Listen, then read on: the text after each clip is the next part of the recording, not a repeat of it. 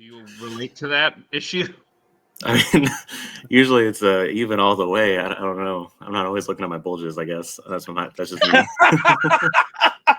That's going to be in the intro. That's going to be the first thing I put.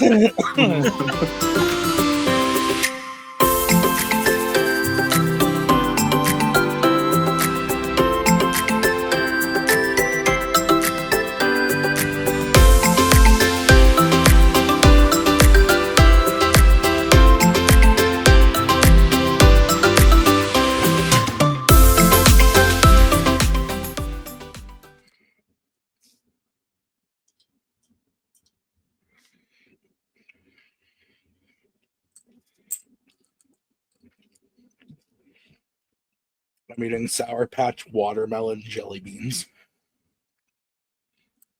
That sounds terrible. Those are two candies that I actually really don't like. Jelly beans and then Sour Patch watermelons.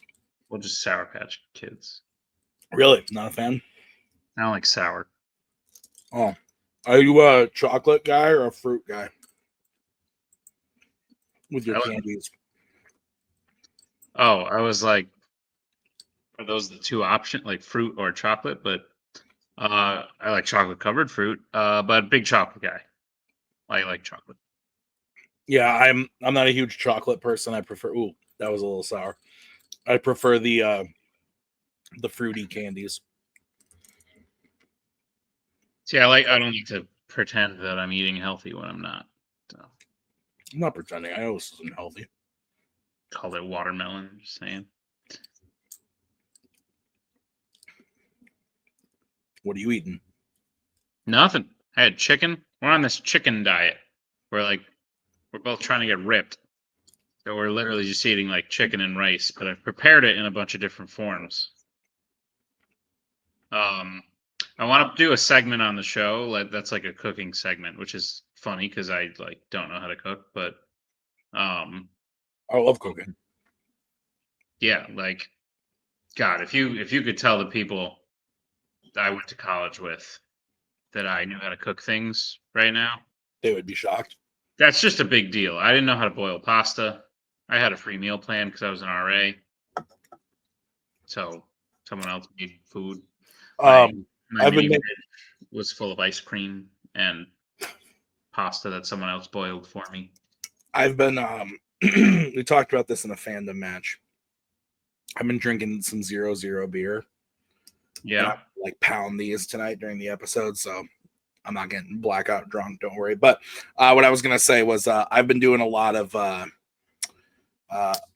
eggs. I've been cooking myself up an omelet twice a week. Aren't they expensive? Because all the birds died? Oh, I thought. No, that's not why. Yeah. I mean, yeah. Eggs have always been expensive. They are more expensive than normal. Right, yeah, because 2/3. This is a made up number, but because 2/3 of birds had to be put down because of that birds went crazy. It's almost like that drives up prices when eggs are less available. But no, I love a good. I make a 3-egg omelet. Okay. You know how to make an omelet? I do. I like to mix the stuff in. I want to hear how you do it. So you tell me how you make it. Crack the eggs in a bowl. Yep. Mix them all together. Yep. Cut up I'll cut up bacon or pieces of ham or I usually do peppers, onions. Cut them into little small pieces. Put them in the bowl. Mix it up again, and then just pour it all onto the pan.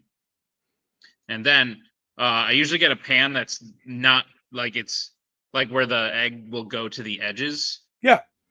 So it's perfectly round. And then I put some cheese on top with some oregano. I close the circle. So it is now half circle. Flip it once or twice. Put more cheese on the top and oregano. Boom. So we're really close. So I'm probably dumb. I probably should have been. I don't normally put my mix-ins in with the egg right away. Once I pour the egg on the skillet, then I put it in there.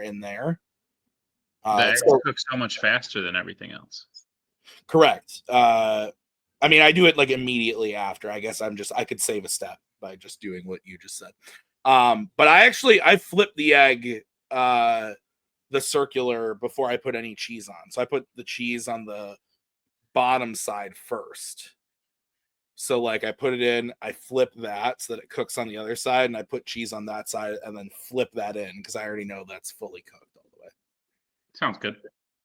So more or less exactly what you did. Nice. Yeah, I love a good omelet. Like, well, adding to yours just a little bit of salt and pepper, just a little bit, tiny little bit of salt.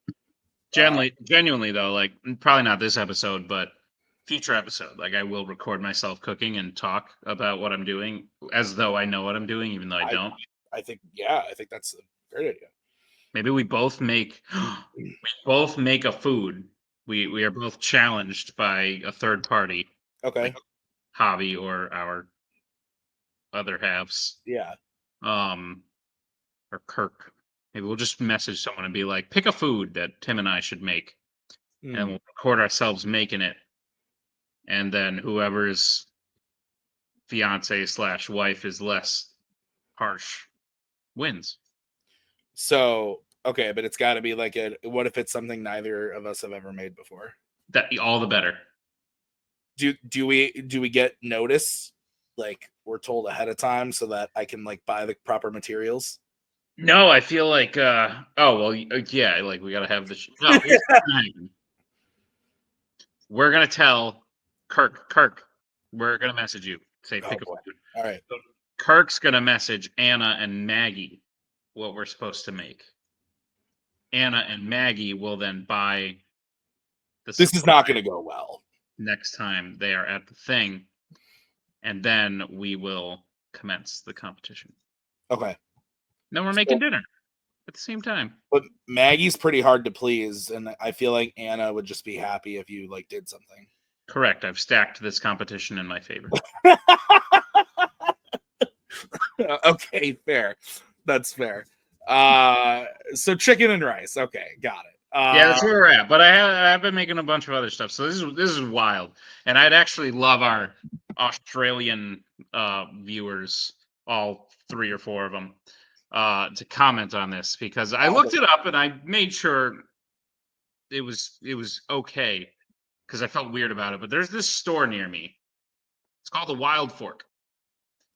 The Wild Fork is basically just like an extended. Why do you look in pain? Are you okay? You're gonna tell me that you've been making kangaroo. Yeah, way to come in. Anyway, it's basically the meat section of any grocery store in one store. So like that's all they have is the meat section, but it's like expansive, like insane. Yeah, I have a store right by my place. Like I bought full calamari and like the squid calamari and like cut it up and fried it. Love calamari. They have ground everything. So last week, before we started the chicken and rice thing, we had ground elk. We didn't try the ground wild boar. We didn't try the ground yak. But there's ground bison, and I love ground bison. They also had ground kangaroo, and I went to the guy at the store. I was like, "Is this like okay? Like, culturally speaking, if an Australian came here and saw this, would they be horrified? Like, what's going on?" And we looked it up. And again, please comment if I committed an international offense. I apologize, but please comment, Australian people. There was ground kangaroo, and we looked it up, and they were like, listen, the kangaroo population is overrun in Australia. This helps control the population. People eat it. The meat itself is very high in protein, very low in fat. It's like super lean. And yeah, like the article we looked up, and the guy at the store was like, yeah, Australians eat it. It's like a normal thing. And we were like, all right, we'll give it a try. And we made it, and it just kind of tasted like a bit gamier of a beef. Like, wasn't the worst thing. I don't think I prepared it super well, but it wasn't the worst thing. Yeah, I think I'm gonna stick to steak. I am too. I was like, this was fine. I don't think we'll do this again, but dude, I love steak so much. I'm sorry to any of our vegetarian friends. No, me too. Big. But I'm not even sorry. Tim might be sorry. I'm not. I'm sorry if this episode isn't for you, because we've been talking about eggs and meat and it's true stuff like that. But probably cut out before the kangaroo talk. But anyway, Yeah, probably that's fair. I genuinely I love red meat so much. My dad, I make steak at home for me and Maggie probably once a week. Over the summer, probably twice a week on the grill. But during the cold seasons, not as much. But Maggie really only likes ribeye, which is my favorite. So like that's fine by me. But 2 weeks ago, we went over to my parents for dinner.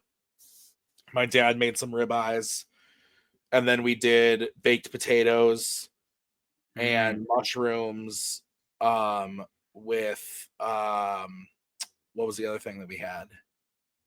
It was the baked potatoes, the mushrooms, the steak. Shit, there was something else we had with it. Vegetable, perhaps? Yeah, it had to have been a vegetable of some kind. Yeah. I would hope. Another steak. When I make it at home, fuck the vegetables. It's all steak and mac and cheese, baby. You're gonna die. Oh yeah. I don't want you to. But Steak is good for you. That's like in Kicking and Screaming. Robert Duvall's character, like Will Ferrell's character, sells vitamins, and his dad is like a sports equipment seller guy. And Will Ferrell's like, "You need to take more vitamins." It's like, "I have a vitamin every day. It's called a steak." But anyway, yeah, you're gonna die, and I don't want you to do that. So maybe throw a vegetable in here and there, Tim. We do throw vegetables. We usually do a salad, if anything. That's like a fake vegetable. I love salad, dude. You might as well just drink water. Like, I would eat salad every meal, every day. Love it. That's good. Delicious. Do you have a favorite vegetable? Honestly, lately it's been Brussels sprouts. Maggie loves, bro. I'm not a fan. No, that and green beans. Green beans is my go-to. Yeah. We've been making a lot of spinach lately. Oh, spinach fine. My one that I used to not like that I've been liking more is asparagus. Yeah, I'm okay with asparagus. I wasn't a fan as a child, and now I like it more. I also was not a fan. I thought it smelled funny, but makes your piss smell terrible. Well, it depends who you are, but makes my piss smell terrible. We've got eggplant and squash, butternut squash. We've been like venturing out as far as vegetables go. But yeah, so if you're listening to this episode and it's almost your lunch break, sorry about that. Yeah, fair. This was probably very difficult for you to get through, but we have a very special guest on this. Welcome to round 4. Very special guest on the on this podcast. We should have probably had him on earlier because, quite frankly, I would say Fandom's our staple show here on this channel, Tim. Yeah, I would agree. Yeah, probably. It's our mainstay, our longest running, most consistent throughout the year. And the current Fandom champion and Fandom Teams champion, Tyler Birch is here to join us right now. He's a little quiet. He's more of a like physical trivia presence than he is a promo giver. But let's see if we can get some words out of him. Tyler Birch.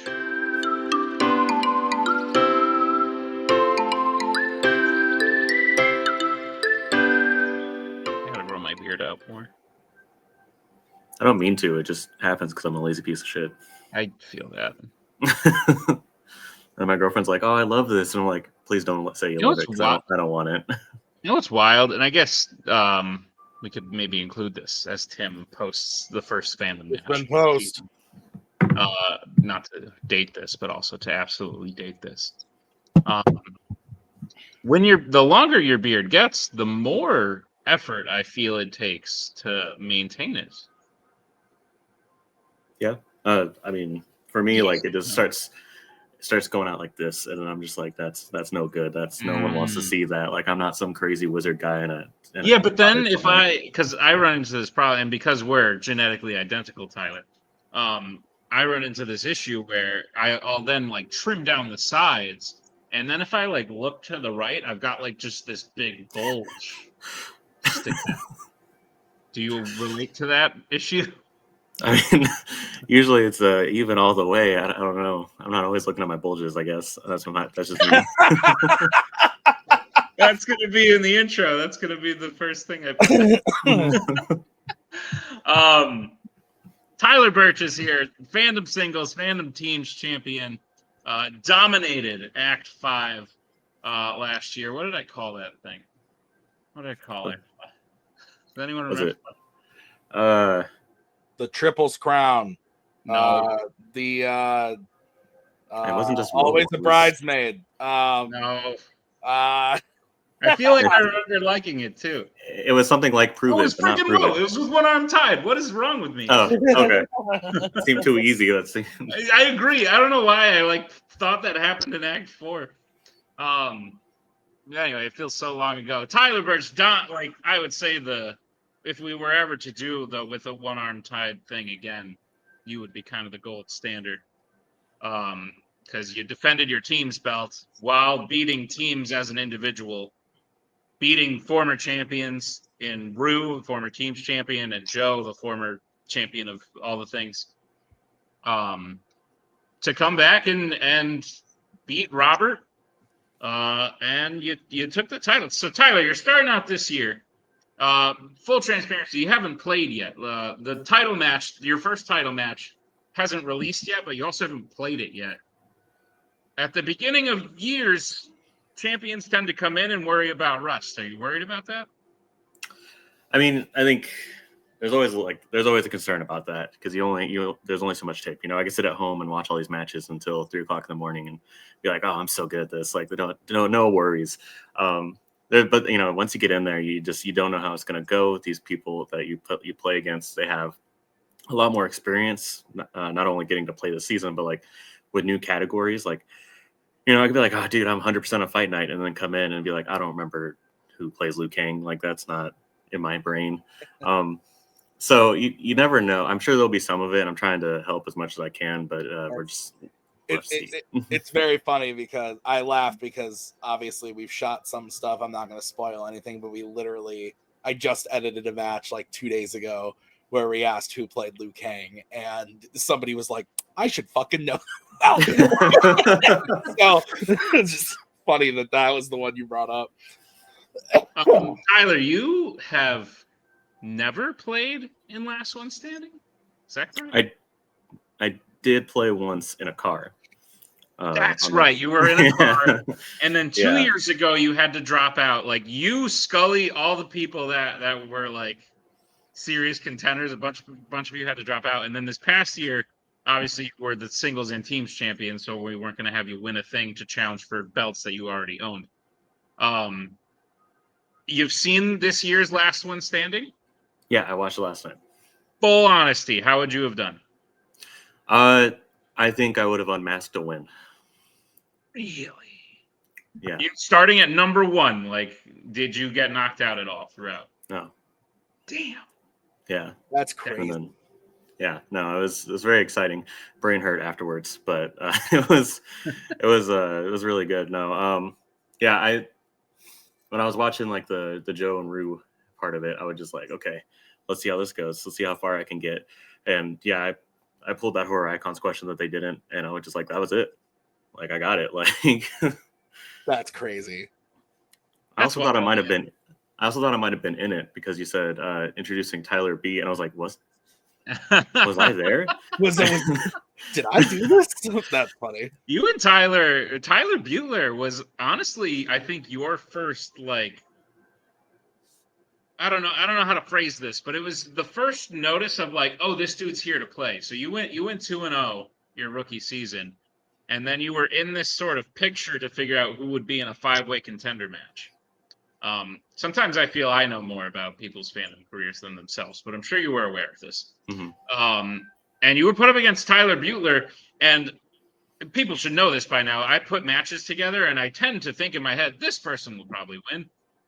And in that match, I was like, cool, this will get Tyler Butler to a contender match, possible chance to challenge for the title, because Tyler Butler had a long, storied career at that point. And you beat him, and I was like, maybe it's this Birch kid.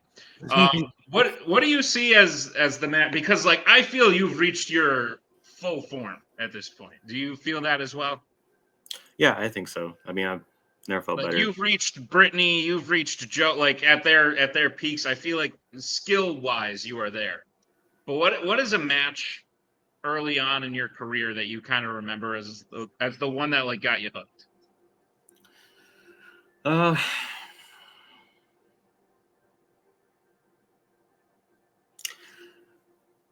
I think it was probably my first match against David. That whole tournament, like getting to play in that for my first tournament, like because I enjoyed my matches before.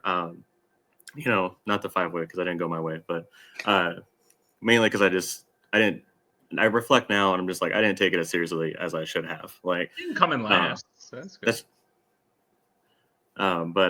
Like I just remember playing like in that tournament and getting to play all these great people and getting to play against David and just being like, oh man, like I just remember stressing out because I was just like, I really need this to go my way because David's awesome. And I would just really like panic. And then I just got that win and I was like, man, I just beat David. I was like, David's incredible. And I was like, am I incredible? And then I just kind of rolled with it.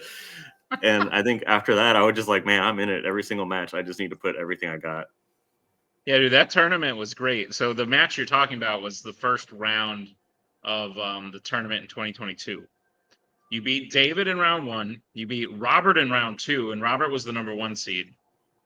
You beat Javi in round 3, and Javi had upset his 2 previous opponents. And then you faced Brittany in round 4, and we know how that went. But leading up to that, it was kind of like, oh crap. And then we were like, these 2 are on a team. This isn't fair. But no, Duel of the Fates is interesting to me because it's really the first time both teammates have achieved like peak success in singles, which I think will lead you guys to be thought of as one of the most dominant teams in general. How did you team up with Brittany?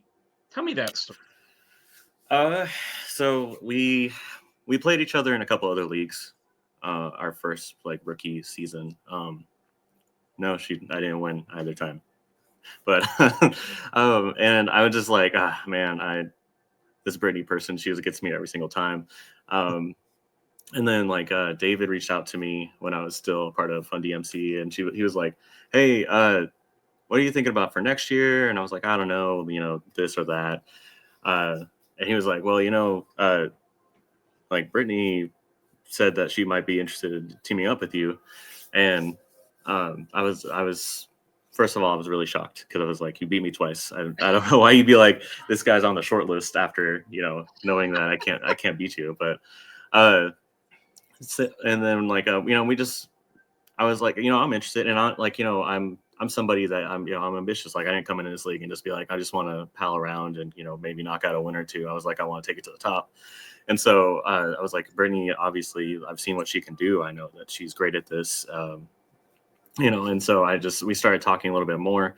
And we just, as we started talking to each other and getting to know each other better, like it just made sense. Like I can't say it was like some epic origin story. It just like, it just clicked together when we started talking and we started playing together. And it was just, it's like, I barely remember how it started because it's just been so fun the entire time that it's just like, who knows how it began. Just all that matters is that it's just been a blast. Yeah. It's been crazy, and you guys are still going.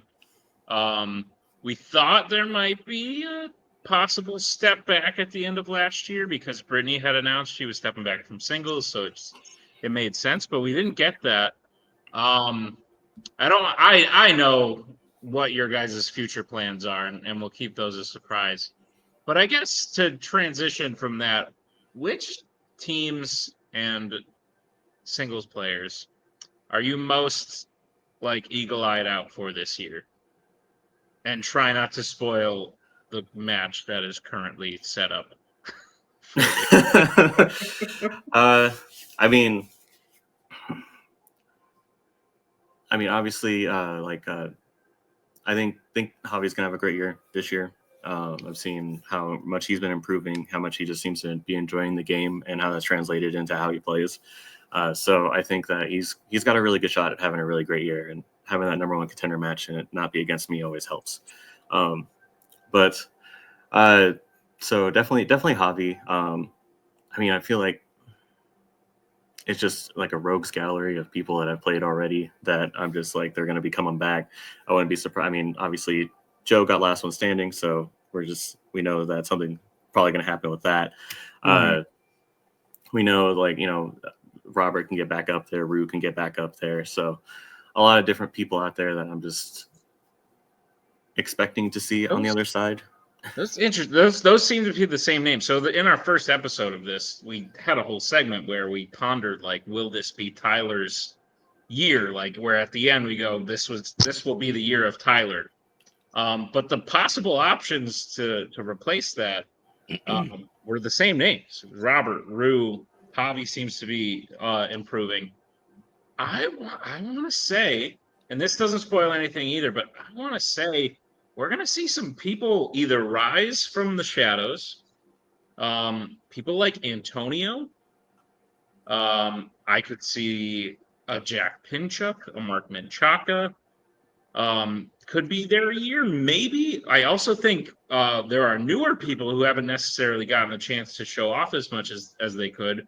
People like Igor, and a whole slew of rookies. I could ask you about teams, but I think we're all aware of who the big threats are. Wrong Side of the River, Young Justice, Posse Galore, the High Table, and many others. But Shut up. But yes, Tim. Do you have any thoughts?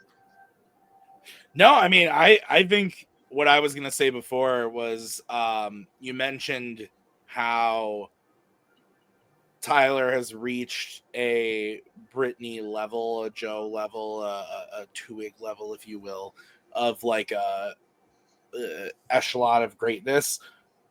No offense to Tyler. Now what I need to see is that sustainability. Like, Joe held it for how long? Nick held it for how long? Brittany did lose it to Abel, but then got it back from you, Tyler, in your first time being a champ. So I think what I think, yes, on a skill level up there, I think Tyler, in my opinion, the next thing to see from Tyler is like that sustainability. Do you agree, Tyler? Like, get some defenses under there? Yeah, absolutely. I mean, I think that's the big thing, because if I can get up there, I mean, I've proven that twice, but I just need to show that I can stay there, and that's my big goal for the year, is just to defend the belts. Because I mean, yeah, I don't know, somebody that just gets up there and then gets knocked down, gets up there and then gets knocked down. Like, I don't like the image of somebody like that just constantly is like, oh yeah, I did it, and then just can't keep it going. Someone I want to mind. like, I want to be the wall that people can't scale, and so I'm just that's my goal for the year, is just to be that wall, and people get really tired of it and kick it and then hurt their foot. Sweet deal, man. I will be transparent. I don't hope that. I think it's always yes, it's more fun. Yes, from a show running perspective, for things to get taken. But I love that mindset, because that means if anyone does actually beat you, they had to work harder than anyone else for it.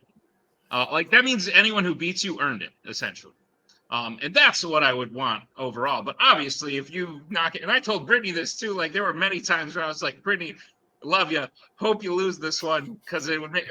When I played Mark, when I was the champion, I was like, this would be way more exciting if I lost to Mark. But even like player Nick was like, shut up, showrunner Nick, that's stupid. So I fully expect player Tyler to say that to showrunner Nick.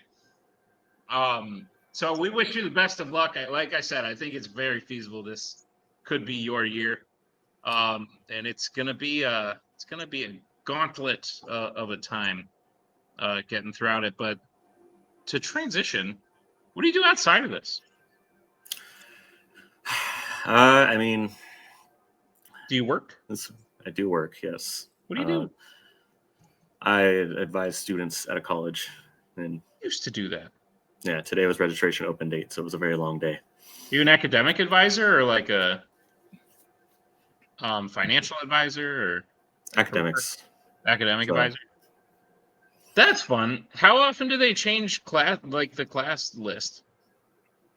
I mean, they're always opening sections they don't tell us or canceling them. I ask you that because I literally was like minoring in film studies, which is mildly hilarious in college. And so it was a two, like I had to take like 6 classes to get the minor essentially. And my senior year, they were like, "Oh, these last 2 classes that you need to complete your minor, we don't have them anymore." And I was like, "What am I supposed to do?" And they're like, "I guess we'll just give it to you." I was like, "Oh, great. Great. Do you have that power?" I think some people think they have that power. If you follow things like rules, you don't. But I have the power to send an email to the person that can contact the faculty to get recommendations for different classes. And some say that's the best power of all. Do you have the power to ruin students' lives? I mean, it'd be a shortly used power, and I'd be unemployed. But after that, but I could do it. I could do it. I could. I mean, it depends. How long does it take until I get caught? You never know. Like, I'm always catching mistakes from other people. It's like, how long could I keep this going? Am I good at covering my tracks? Honestly, I think I could do it. I'm not doing it. But I think I could do it if I need to. I could probably manufacture a whole degree for somebody and nobody would ever even know. Dude, Liam from Survivor works in the registrar's office. Liam from Virtual Survivor. The amount of fake diplomas they get from people, like, is insane. That's funny. Oh my god. You'd be shocked, dude. The higher ed, I don't know how you feel about the higher education system in general, Tyler, but it's getting freaking wacky as far as how things are run. But that's exciting. Do you find fulfillment in that, or do you have dreams of doing something else? I mean, there are some days where I talk to a student and I genuinely feel like I made a difference, and those are good days. Nice. And then there's other days where I'm just a registration machine, or I'm just there for them to, yell at about their classes or their instructors not contacting them. And there's those days that I sit there and cry. I'd like to move to something else. I've been kind of there's several different paths that I'd like to go down. But I think for me, a big thing is doing implementation of technology, because I love getting into a new software and finding out everything you can do with it. I don't want people to tell me how to do it, because usually A, they don't know what they're talking about, and B, I need to get into there. So helping people at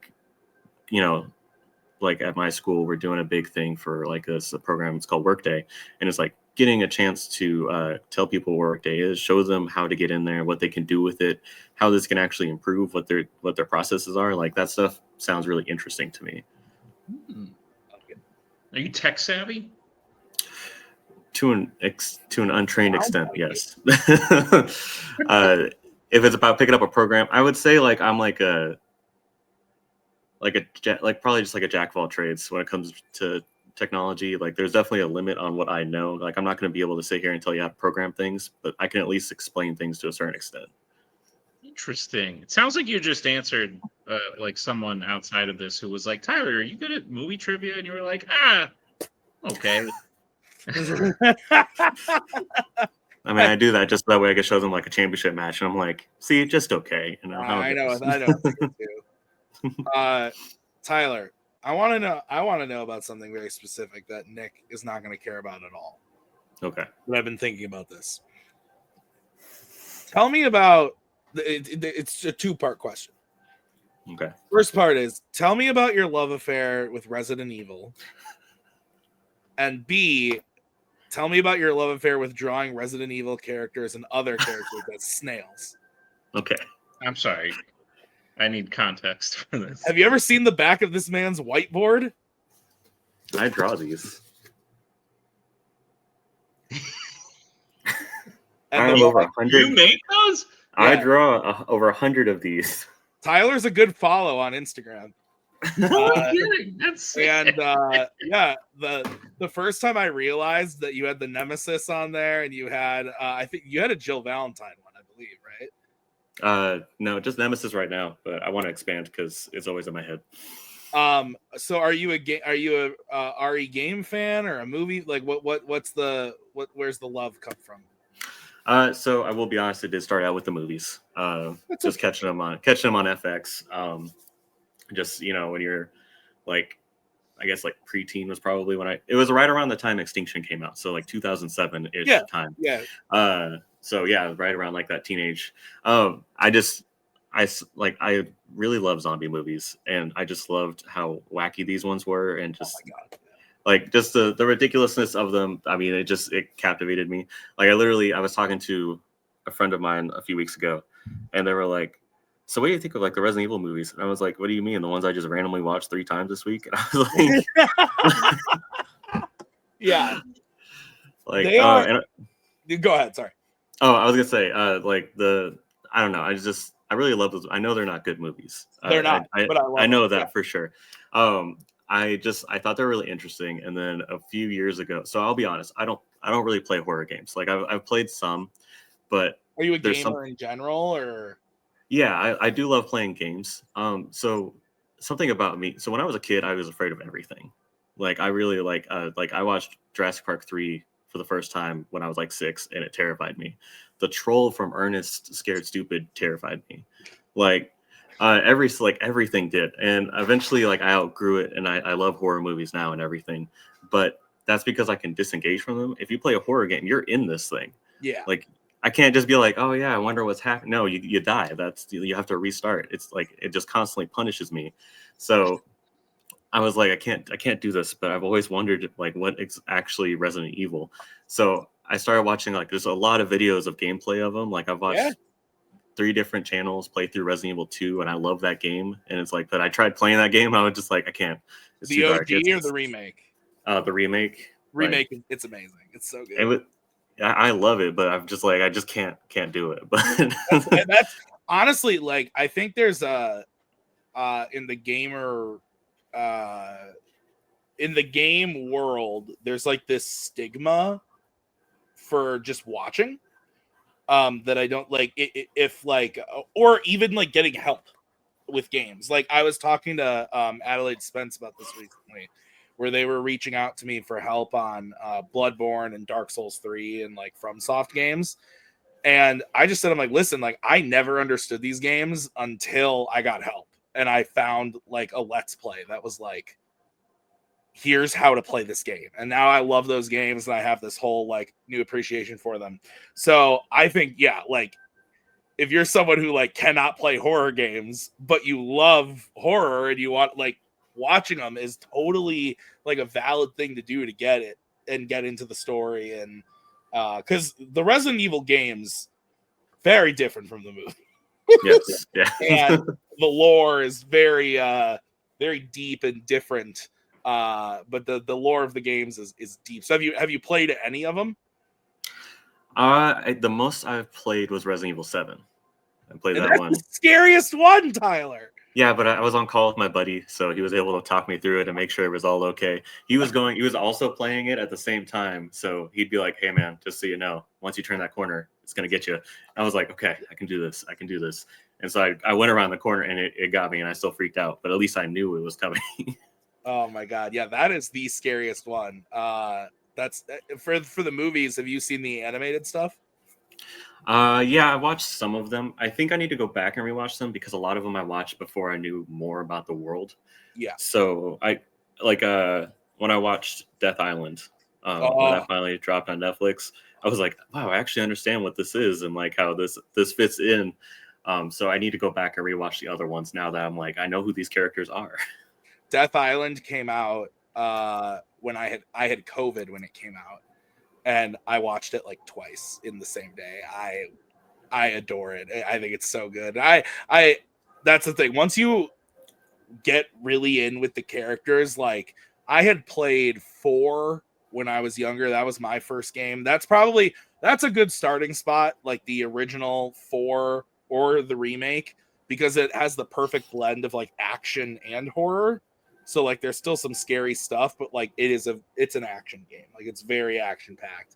But like when I really got into the series, and I started like to fall in love with all the different characters, and then I start watching these animated movies and the characters pop up and stuff.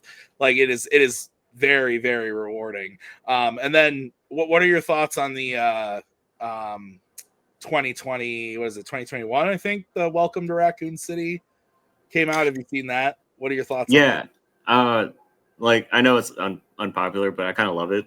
I do too. I Welcome to Raccoon City? Yeah. Welcome to Raccoon City. Yes. So Raccoon City is the main, not the main. It is one of the central locations of of Resident Evil 2 and 3. Interesting. Are there raccoons in it? No. There's some creepy drawings of raccoons in it. That's true. Yeah. No. But have you seen the Netflix show? Because that is bullshit. So the most depressing thing about the Netflix show was I was so excited it was happening, and it dropped on my birthday. And so no. I spent part of my birthday watching this terrible, terrible thing they created. It's just well, and that's the thing is like, it's just not Resident Evil. Like it doesn't feel like Resident Evil at all. Whereas like the Paul W.S. Anderson movies, like they don't feel like the games, but they at least pull stuff. Like Umbrella is a huge presence. Like Nemesis is there. You have Leon, and you have a Chris Redfield, and like you have they're terrible iterations of those characters, but they're there. And you have like there's so much goofy ass shit in Resident Evil that makes like in the games that make like absolutely no sense, where I'm like, yes, of course, this is beautiful, amazing. Yes. And then they do it in the Paul W.S. Anderson movies, and I'm like, mind control. That is dumb. Why would you do this? This is fucking stupid. So it's just nobody likes Resident Evil. I love Resident Evil. No, it's so good. I got the steelbook of all the movies right over there. So I do not have the steelbook, but here, I'm gonna grab my baby. This is sorry, Nick. No, this isn't intriguing. So this is the one that I have for the Mila Jovovich one. Okay. And so they're all in like cases like that. So they're not steel books, but which one's your favorite? I think of the Mila ones, probably Apocalypse. I mean, really? I think so. Like, I mean, I know. Oh, that's right. Like, well, actually, I think Final Chapter is my least favorite. I feel maybe I need to. It's been a while since I've rewatched Extinction, and I've started to gain an appreciation for the first one more since I've learned more about the world. Yeah. Like, I understand that like there's more of that, and I also have a soft understand spot for Afterlife. I love that they went with like the prison concept in Afterlife, and I love the executioners. Like that's maybe some of like my favorite design that they've done in that entire series was the giants. I don't know, kind of pyramid heads, kind of not. Yeah. Oh, so much good shit. I need Nick to play some video games. I played video games. You played Super Smash Bros. Sure did. Wii Sports as well. Are there any other games or any other like weird movies that you're like ultra fan of that like you think would surprise people? I don't know. Seeing as most of the things I like are in fandom, if I say those are weird, then that's probably not going to come off well. Yeah. I would say at least half that shit's pretty weird. Yeah. Killer in a hockey mask goes to space and turns into a robot and crashes back down to Earth. It's very weird. Like one of like again, this is like an ultra popular series, but we just don't talk about video games in this community very much. But like I love Assassin's Creed. Oh yeah. Creed is I root for like video game movies. I like wish that was a better like genre. They're having some luck on TV. Last of Us was very, very good. I love Fallout. Fallout was so good. Fallout was very good, and I don't love those games. Is that the one where Walton Goggins doesn't have a nose? Correct. Yeah. Yeah. Well, the other one that he doesn't have the nose. Yes, of course. Yeah, that's right. No, Fallout was very good. I really enjoyed it. For New Vegas, that one was a fun, incredible game, first of all. But also, I was born in Vegas. And so if you go to Nellis, like, it was really dumb, but like, I was also like in high school at the time, but like, I went to Nellis Air Force Base that's outside of Vegas. And the boomers there that, had all the rockets and everything, I would always recruit them because I was born on Nellis. So I'd be like, well, I need to, because that's literally where I'm from. Yeah. And then I said that to my mom, and she was like, "I was really lame. She's like, "Yeah, you were born now." I was like, "Thanks." That's funny. Yeah, I agree with that. I root for the video game movies, and I tend to. There are some that I can acknowledge are terrible, like Resident Evil, but I still love them because I love like the Assassin's Creed movie is bad. Yeah, but I love Assassin's Creed. The 2018 Tomb Raider movie was not good. Also Walton Goggins. Oh, I forgot he was in that. But I love those games. I really like that version of Lara Croft. So like I enjoyed that movie. So I think it just kind of depends on the franchise. I think Super Mario Bros. Is set up perfectly to make the Super Smash Bros. Universe, but they're going to mess it up. That was an okay movie. It was an okay movie, and but it set up a world that we could explore.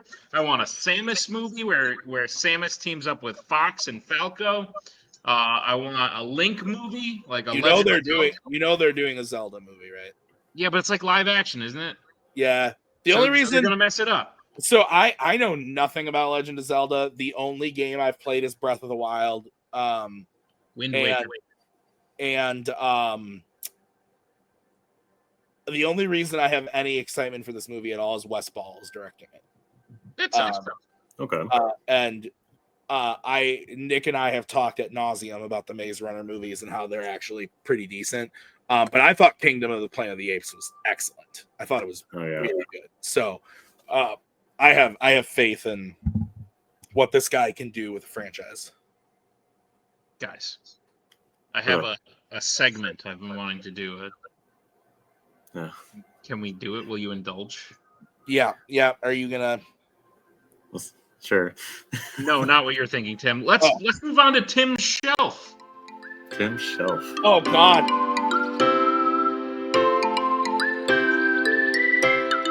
Tim's shelf. Here's how half of it's going to work. But right now, Tyler, Tim, and I are going to build what this segment is, and then we'll do it in the future. Here's the base general idea I have. Tyler, Tim's going to get up, and we're going to direct him on his shelf. We can't quite see what all the films are that are there. We're going to need him to pick 3 things, but we're going to be controlling him to pick the things up. That's where I get stuck. What should we do with them from there? Should we pitch a movie where all 3 of the movies are together? Should we each watch a film and then review it later? What's the deal? Do we have to get rid of one forever? Like kind of an F, Marry, Kill situation? Tim has left. He's not. He does. He went to get a beer while you guys decide what you're doing to me. I thought you were going to help. No, he's about to enter the side scroller world, so he can just. My pitch is to do like an F, Marry, Kill situation, but not literally because that would probably hurt. But I gotta back this up a little bit. Like one movie, we destroy and this might be good. One movie we have to destroy and it can never be watched again. Okay. One movie gets erased from existence and never existed. Okay. One movie goes on living. One movie you have to watch, and then the last movie you have to watch every day. Okay. Every day, erased from existence, and what? And never again. But you still know it existed. Okay. And so we might do a couple rounds of this if the first one's boring. But Tim, get up. Go towards the shelf. Tyler, you can direct him to the first one. Okay. How are we saying shelf? Tell him shelf up, 1, down. shelf 2, shelf 3. Okay. Let's go shelf 2. 4th row, from the top, yeah. Are we gonna say that our left is Just like tell him when number to one, stop. or Like okay? he'll go like that. Just tell him Stop. when to stop. Okay, don't look at it. Don't look at it yet, Tim. Just Well, I could see it. I saw what it was. okay. Well, next time, don't look at it. Wait, I got a big one now. Okay. Go straight. I want the shelf on the wall. Shelf 1. Shelf 1. We're gonna go as close to the side of the camera as we can. So, yep, that shelf that you're on currently. All the way over? Yep, right there. That one. Great. I saw what it was, Nick. Stop looking. Tyler. That's what I think it is. It's gonna be hard. Okay. Tyler, I haven't picked it there. Okay. I mean, let's go. We'll do third shelf since we did 1 and 2. Let's go very top. Stop. Let's see.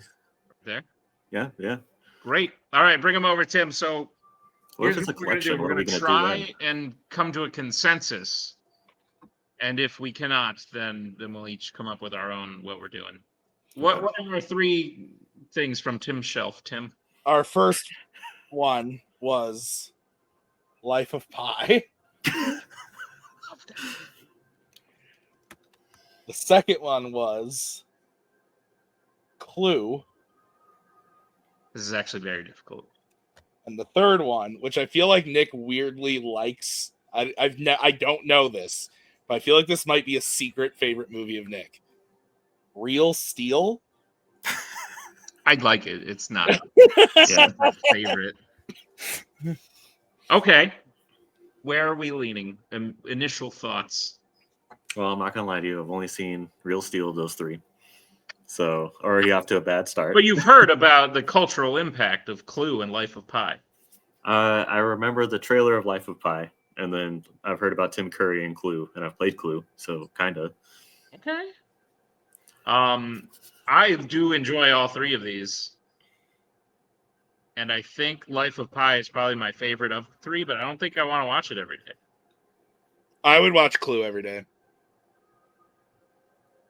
I would watch Clue or Real Steel every day. I would say.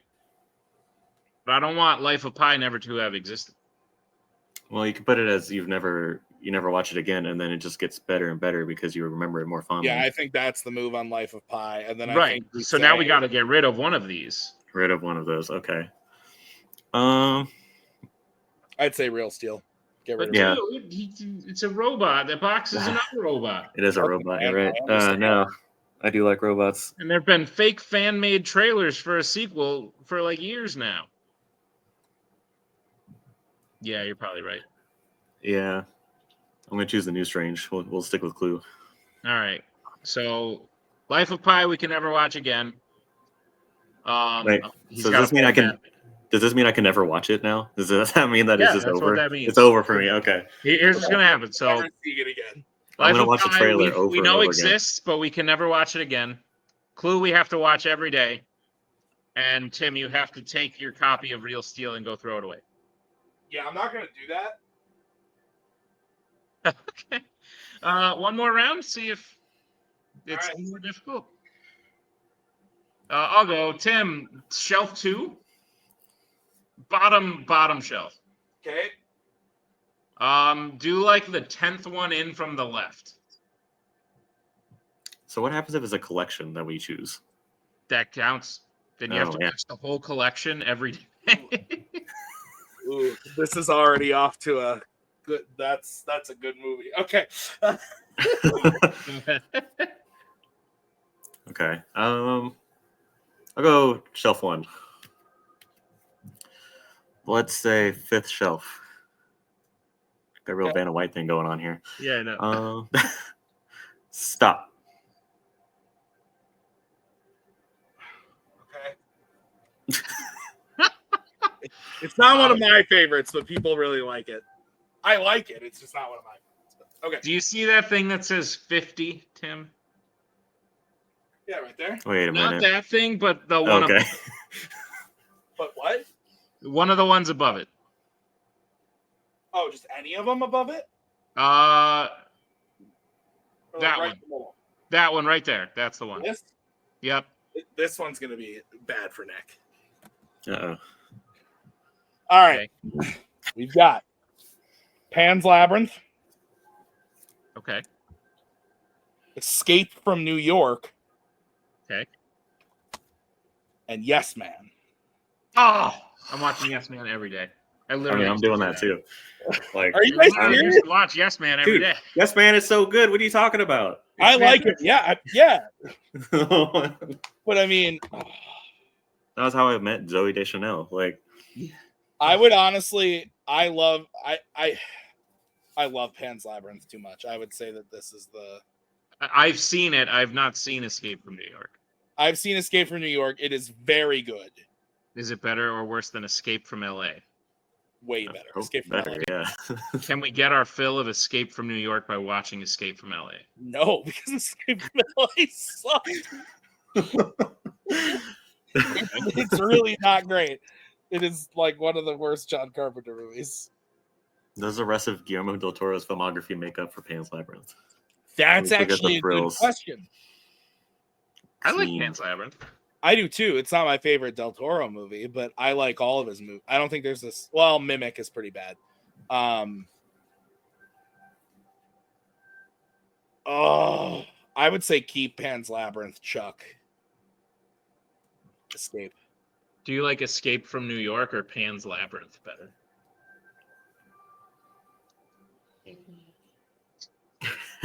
Is that because we're trying to escape from New York? Yeah, kind of. Cool. Is that the What do we- Madagascars? Yes, that's the Madagascar movies. Escape from New York? Yep. I mean, that does happen. There's a snake in it. By the way, this was the movie right next to Yes Man that you almost had me pick. Oh, you throw that away. I mean, every day. Every day. New Mutants? No, absolutely not. Man. Tim, up to you. If you want to do one more, Yeah, have Anna pick it up. Anna, you gotta make Tim pick movies. Like, Direct him. Use your words. Uh, Use your speech. There are God. three. There are three shelves, so you can say speech 1, 2, or 3. Yeah. Or it's not speech 1, 2, or 3. It's shelf 1, 2, or 3. Shelf 3. Ew, this is a terrible angle. It's the best angle. Stop. No, up. Up. Up. Now stop. Right here? Yeah. Okay. Make Nick sad. We could also make this into a guess the movie kind of game too. Oh, that would have been better. Let's do that this round. I have to give you hints on the movies? Yeah, you have to get Tyler to guess it without me guessing it. I'm deciding. Okay, so just that movie, or should we pick two more? No, 2 more. Okay. If Tyler guesses it, you get a point. If I guess it, I get a point. Tim, shelf 1. Top shelf. Second one on the end. To the right. Second one in. You know, I could have read that. I didn't though. Like I can't. It's too far. Be honest. All right, let's go. We'll do shelf 3. And then we'll do second row. And we'll stop. Okay, I need you to help me. Anna's gonna help me. All right. This first one's a fandom film. Okay. Good start. Good start. Galaxy Quests. Star Wars. No. I think it's a 1-star movie. It's fucking terrible. The Clone Wars. I think it's like Insurrection. Star Trek Insurrection. Let's go! Oh my god. Let's go. Crazy. Why do you need me to help you? Well, I'm helping I you. didn't think it would actually help. No. Good movie, nominated for Best Picture. 70s movie, pre-Star Wars. Pre-Star Wars 70s. The Sting. No. A rule I've decided is once you guess, you have to be quiet till the other person. You have to be quiet until somebody else does. Okay. So you said pre-Star Wars 70s Best Picture nominee. Oh, this is a bad. Am I allowed to give more clues now? Yeah, but don't like give it away now that Tyler can guess. Yeah, don't. Harrison Ford's in it. American Graffiti? Oh, I was gonna say something about news. Wasn't he in a news All right. movie? Horror film. From a series I love. Saw 7. No. This series has 10 films in the franchise. 10 films in the franchise. Horror film.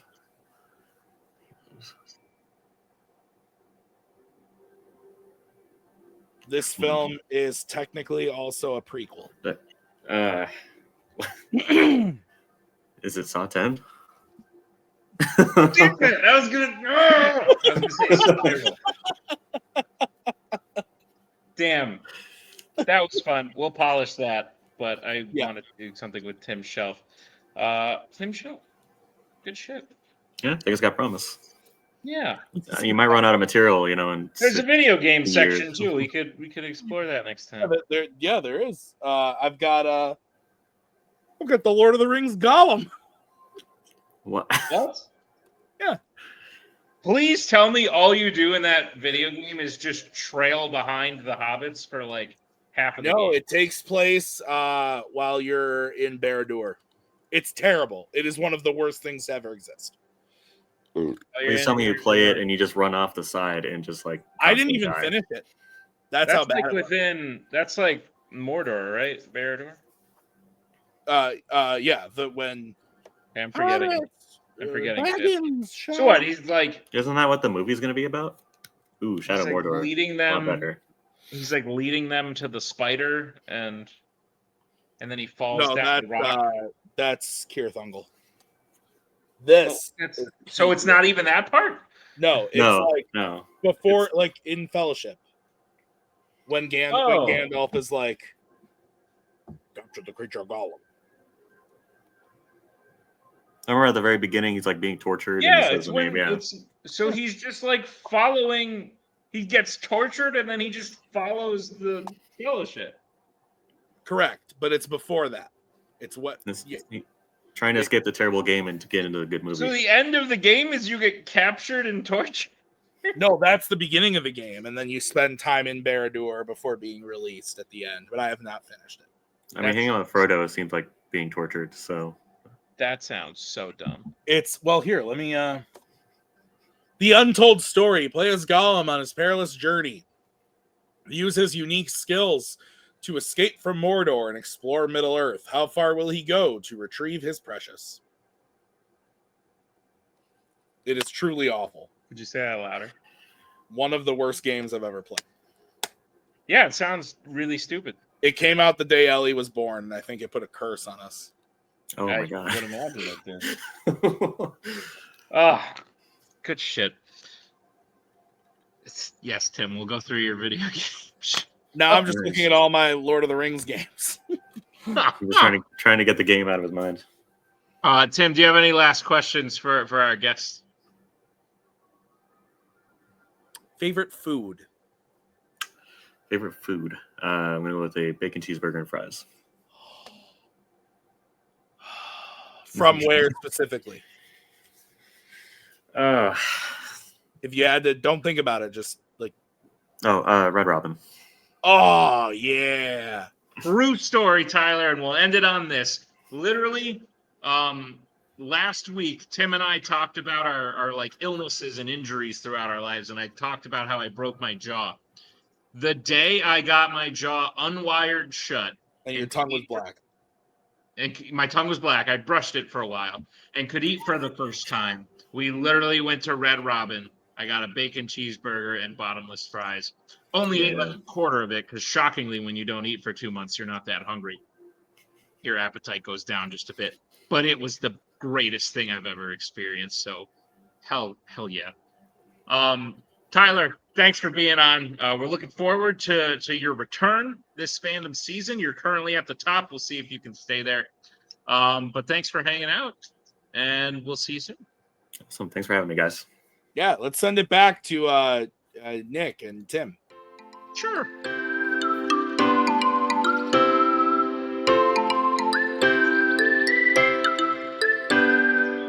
All right, thanks, Tim.